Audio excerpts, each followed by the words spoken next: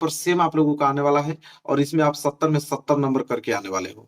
आज वीडियो में पूरा का पूरा सोल्यूशन मैं इसका बताने वाला हूँ, एक भी क्वेश्चन आपको छोड़ना नहीं है। सारे क्वेश्चन को आप लोगों को अच्छे तरीके से तैयार कर लेना है।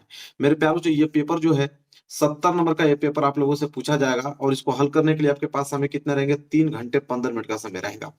ठीक है। अब अगर यहाँ बात करें, कुछ निर्देश दिए गए हैं कि प्रारंभ के 15 मिनट परीक्षार्थियों को प्रश्न पत्र पढ़ने के लिए निर्धारित है। मतलब 15 मिनट इस पेपर को आप पढ़ सकते हो और 3 घंटे में इस पेपर को सॉल्व करना है आप लोगों को। इसके बाद देखिए, प्रश्न पत्र 2 खंड में है, खंड अ तथा खंड ब में विभाजित है। 2 खंडों में पेपर है, खंड अ में, दूसरा खंड ब में। तीसरा बात करें तो प्रश्न पत्र खंड अ में बहुविकल्पीय प्रश्न रहेंगे, जिसमें सही विकल्प का चयन करके OMR शीट पर नीले अथवा काले बॉल पॉइंट पेन से विकल्प वाले गोले को पूर्ण रूप से करना है काला। मतलब कह रहा है इसका मतलब कि बहुविकल्पीय प्रश्न जो है उनका सही विकल्प OMR शीट पे आपको नीले अथवा काले बॉल पॉइंट पेन से उसे रंगना होगा। अगर ए वाला सही है तो ए को रंगना है, बी वाला सही है तो बी को रंगना है, इसी तरह सी डी को रंगना है। ठीक है। इसके बाद चौथा है कि खंड अ में बहुविकल्पीय प्रश्न हेतु प्रत्येक प्रश्न के लिए 1 अंक निर्धारित है। मतलब एक जो बहुविकल्पीय प्रश्न है, एक क्वेश्चन कितने नंबर का रहेगा? एक। मतलब 20 ऑब्जेक्टिव क्वेश्चन कितने नंबर के? 20 नंबर के पूछे जाएंगे। इसके बाद पांचवा है कि प्रश्न पत्र के खंड अ के प्रश्नों हेतु 1 घंटा तथा खंड ब के प्रश्नों को हल करने हेतु 2 घंटे का समय निर्धारित है। मतलब खंड अ में जो 20 ऑब्जेक्टिव क्वेश्चन आएंगे उसको हल करने के लिए 1 घंटा समय दिया है। आप चाहो तो 5 मिनट में कर सकते हो। और खंड ब को हल करने के लिए आपको कितना समय दिया है? 2 घंटा दिया है। इसके बाद बोला है कि प्रत्येक प्रश्न के सम्मुख उनके निर्धारित अंक दिए गए। मतलब हर एक प्रश्न के आगे बताया गया कि वो प्रश्न कितने नंबर का है। मेरे प्यारे बच्चों, यहाँ से आप लोगों का पेपर स्टार्ट है। खंड अ, जो कि बहुविकल्पीय प्रश्न पहले आएंगे 20 नंबर के। देखो पहला प्रश्न मेरे प्यारे बच्चों क्या दिया हुआ है। पहला प्रश्न बोला हुआ है कि उपन्यास भूले बिसरे चित्र के लेखक हैं। तो उपन्यास भूले बिसरे चित्र के लेखक कौन है मेरे प्यारे बच्चों? तो भगवती चरण वर्मा जी हैं। बी वाला ऑप्शन बिल्कुल राइट आंसर हो जाएगा। उपन्यास भूले बिसरे चित्र के लेखक भगवती चरण वर्मा जी। एक भी क्वेश्चन मिस मत कीजिएगा। जितना पेपर पूरा सोल्यूशन करा रहा हूँ सारा क्वेश्चन याद होना चाहिए आप लोगों को, तब 70 में 70 आएगा। क्वेश्चन दूसरा है, कलम का सिपाही के लेखक हैं। तो कलम के सिपाही के लेखक कौन है? अमृत राय जी हैं। ए वाला ऑप्शन बिल्कुल राइट आंसर हो जाएगा मेरे प्यारे बच्चों। ठीक है। आगे बढ़ेंगे। तीसरा प्रश्न, ध्रुव स्वामिनी नाटक के लेखक हैं। तो ध्रुव स्वामिनी नाटक के लेखक कौन है? आपके जयशंकर प्रसाद जी हैं। बी वाला ऑप्शन बिल्कुल राइट आंसर हो जाएगा। आगे बात करते हैं प्रश्न नंबर 4, अर्धनारीश्वर के लेखक। तो अर्धनारीश्वर के लेखक मेरे प्यारे बच्चों विष्णु प्रभाकर जी हैं। ए वाला ऑप्शन पे आप लोगों को रंग के आना है। आगे बढ़ते हैं। पांचवा प्रश्न, गोदान किस युग का उपन्यास है? तो गोदान जो है मेरे प्यारे बच्चों किस युग का उपन्यास है? तो शुक्ल युग का उपन्यास है। पांचवे का ए वाला जो है बिल्कुल राइट आंसर हो जाएगा।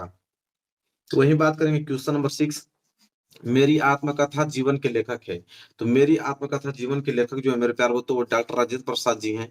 ए वाला ऑप्शन इसका भी सही हो जाएगा। सातवां प्रश्न देखो, कृति कंकाल के लेखक हैं। तो कृति कंकाल के लेखक कौन है मेरे प्यारे बच्चों? जयशंकर प्रसाद जी हैं। सातवें का भी ए वाला ऑप्शन बिल्कुल राइट आंसर हो जाएगा।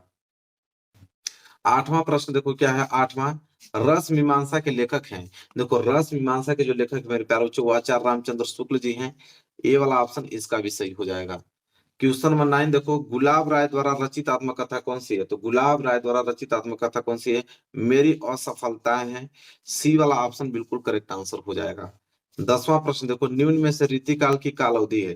तो रीतिकाल की काल अवधि मानी जाती है मेरे प्यारे बच्चों 1643 ईस्वी से लेकर 1843 ईस्वी तक मानी जाती है। ए वाला ऑप्शन बिल्कुल राइट आंसर हो जाएगा। 11वां प्रश्न, हास्य रस का अस्थायी भाव क्या है? तो हास्य रस का अस्थायी भाव मेरे प्यारे बच्चों हास होता है। ए वाला ऑप्शन बिल्कुल राइट आंसर हो जाएगा। 12वां प्रश्न है, हे खगमृग है मधुकन श्रेणी तुम देखी सीता मृगनयनी में कौन सा रस है? तो इसमें मेरे प्यारों जो करुण रस है। बी वाला ऑप्शन सही कर लेना। 13वां प्रश्न देखो, रोला के प्रत्येक चरण में कितनी मात्राएं होती हैं? तो रोला के प्रत्येक चरण में 24 मात्राएं होती हैं, इसलिए सी वाला ऑप्शन करेक्ट आंसर हो जाएगा। क्वेश्चन नंबर 14, राजा रानी में कौन सा समास है? ठीक है। तो राजा रानी में मेरे प्यारों जो द्वंद्व समास है। ए वाला ऑप्शन बिल्कुल राइट आंसर है। आगे बात करते हैं प्रश्न नंबर 15 देखो क्या है। अग्नि का पर्यायवाची है। तो अग्नि का पर्यायवाची अनल भी होता है, पावक भी होता है, आग भी होता है, इसलिए उपयुक्त सभी। तो 15 का डी जो है बिल्कुल राइट आंसर होगा। क्वेश्चन नंबर 16 की अगर हम बात करें तो शिक्षक के साथ एक शिष्य भी आता है। अब एक के नीचे अंडरलाइन किया गया है, बताना है कि कौन सा राइट आंसर होगा मेरे प्यारे बच्चों। तो ये होगा आपका विशेषण है। संख्यावाचक है, पुल्लिंग है और कैसा है, एक वचन है, तो सी वाला ऑप्शन करेक्ट आंसर हो जाएगा। 17वां प्रश्न, रूपसी तेरा घनकेश पास में कौन सा अलंकार है? मेरे प्यारों से उत्प्रेक्षा अलंकार है, सी वाला ऑप्शन पे क्लिक करके चले आना रंग के। प्रश्न नंबर 18 देखो, जो व्यक्ति परिश्रमी होता है वह अवश्य सफल होता है। कह रहा है कि वाक्य का सरल वाक्य में रूप होगा। अगर इसको मैं सरल वाक्य में कन्वर्ट करूं तो क्या होगा, तो मेरे प्यारों चीज का राइट आंसर भी होगा कि परिश्रम व्यक्ति अवश्य क्या होता है, सफल होता है। अगर सरल वाक्य में इसको कन्वर्ट करूं तो क्या होगा, परिश्रम व्यक्ति अवश्य सफल होता है, बी वाला ऑप्शन। क्वेश्चन नंबर 19 देखो क्या है कि आओ अब चलते हैं। कह रहा है कि वाक्य का भाववाच्य रूप होगा। आओ अब चलते हैं, इसको अगर भाववाच्य रूप में कन्वर्ट करें तो क्या होगा कि आओ अब चला जाए। ठीक है, बी वाला ऑप्शन करेक्ट आंसर हो जाएगा। प्रश्न नंबर 20 देखो, अपार शब्द में प्रयुक्त उपसर्ग है। अगर अपार में अगर मैं उपसर्ग की बात करूं तो क्या हो जाएगा, अधन पार होता है। ठीक है, जो है उपसर्ग है, तो 20वें का बी। अब मेरे प्यारे बच्चों यहां से स्टार्ट होगा आपका वर्णनात्मक प्रश्न खंड ब।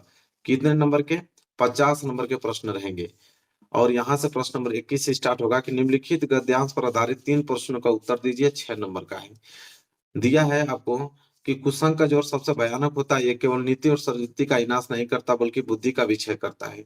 किसी युवा पुरुष की संगति यदि बुरी होगी तो वह उसके पैरों में बंधी चक्की के समान होगी, जो उसे दिन दिन अवनति के गड्ढे में गिराती जाएगी। और यदि अच्छी होगी तो सहारा